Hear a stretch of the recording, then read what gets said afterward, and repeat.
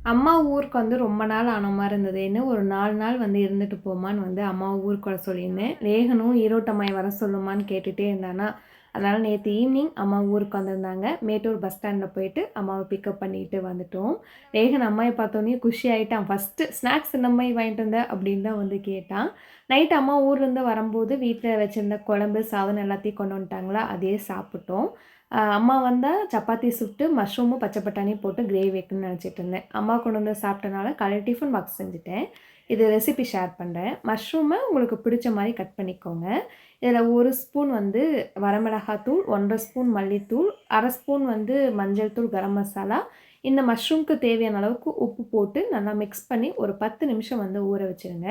இதுக்கு கொஞ்சம் பொருள்லாம் வதக்கி அரைக்கணும். அத வந்து என்னென்னன்னு சொல்றேன். பேன்ல கொஞ்சம் எண்ணெய் விட்டுருக்கேன். 1 ஸ்பூன் சீரகம், மிளகு, சோம்பு, காரத்துக்கு தேவையான அளவுக்கு வரமிளகாய் நான் ஒரு 7 போட்டிருக்கேன். கொஞ்சம் கருவேப்பிலை போட்டு பொரிஞ்சதும் 2 பெரிய வெங்காயம், 15 சின்ன வெங்காயம், 10 பல் பூண்டு, 1 துண்டு இஞ்சி இதெல்லாம் போட்டு நல்லா நிறம் மாற அளவுக்கு வதக்கி விட்டுருங்க. அப்புறம் 2 தக்காளி போட்டு தக்காளி நல்லா சாஃப்ட் ஆனதுக்கப்புறம் கடைசியா ஒரு 1/4 மூடி துருவுன தேங்காய் போட்டு ஒரு பெரட்டு பெரட்டிட்டு ஆஃப் பண்ணி ஆற வச்சிரலாம். அது ஆறுற கேப்புக்குள்ள மஷ்ரூம தாளிச்சு விட்டா, மஷ்ரூம் தண்ணி விட்டு வதங்கி வரும்போது அத அரைச்சு ஊத்துனோம்னா கரெக்ட்டா இருக்கும். தாளிச்சு விடுறது எப்பயும் போல தான். எண்ணெய் விட்டு கடுகு, ஒரு பெரிய வெங்காயம், கருவேப்பில அத போட்டு வதக்கிட்டு, மிக்ஸ் பண்ணி வச்ச மஷ்ரூம், அப்புறம் ஒரு கைப்பிடி அளவுக்கு பச்சை பட்டாணிய போட்டு, நல்லா கலந்துட்டு அடுப்ப சிம்ல வச்சுட்டேன். அதுக்கப்புறம் பார்த்தீங்கன்னா, தண்ணி விடுற கேப்க்குள்ள மிக்ஸிய நல்லா ஃபைன் பேஸ்ட்டா அரைச்சு ஊத்திரலாம். உங்களுக்கு குழம்பா வேணும்னா கொஞ்சம் தண்ணி நெறைய வச்சுக்கோங்க. கிரேவியா வேணும்னா தண்ணி கம்மியா வச்சுக்கோங்க. தேவையான அளவுக்கு உப்பு போட்டு மூடி வச்சு, ஒரு 10 நிமிஷம் கழிச்சு கடைசியா கொஞ்சம் கொத்தமல்லி தழை தூவி இறக்குனீங்கன்னா, சூப்பரா இருக்கும்.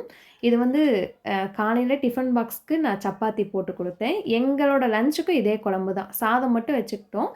ரசம், தயிர் எல்லாமே வந்து வீட்ல இருந்ததா, அதனால சிம்பிளா வந்து எனக்கு வேலை முடிஞ்சது. டேஸ்ட் வந்து சூப்பரா இருந்தது. கண்டிப்பா ட்ரை பண்ணி பார்த்துட்டு எப்படி இருக்குன்னு சொல்லுங்க.